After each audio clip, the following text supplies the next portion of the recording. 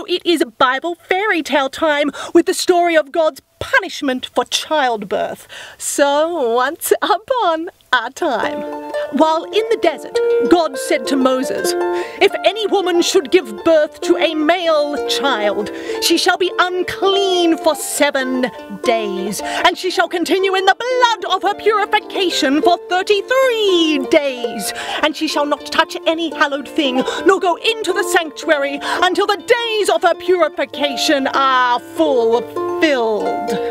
And Moses was like, "Oh, okay, right, yes. Do you think that in this case, perhaps you should tell the women this yourself?" Because even though Moses understood that in asking God this, he was risking going to hell when he died, Moses also understood that he was risking a very specific and immediate kind of living hell if he went and told a woman who had just given birth that she was unclean and couldn't touch what she wanted to touch or go where she wanted to go.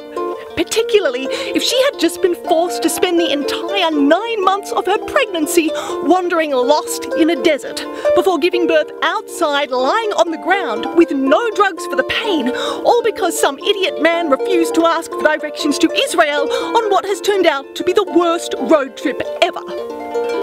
And then God said, "But if a woman should give birth to a female child, she shall be unclean for 2 weeks and shall continue in the blood of her purification for 66 days.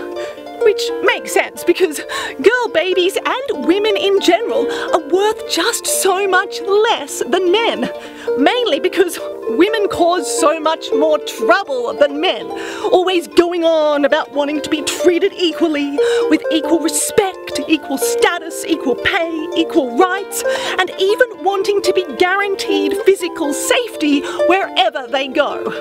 Whereas the truth is, if women would just shut up and do what God and men ordered them to do, then God wouldn't have to punish them so much."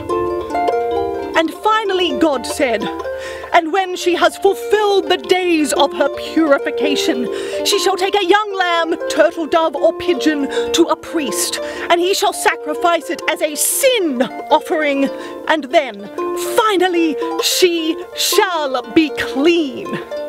Proving that, unless the kind of gifts you like getting are abuse, sexism, neglect or misogyny, the Lord most definitely is not God's gift to women.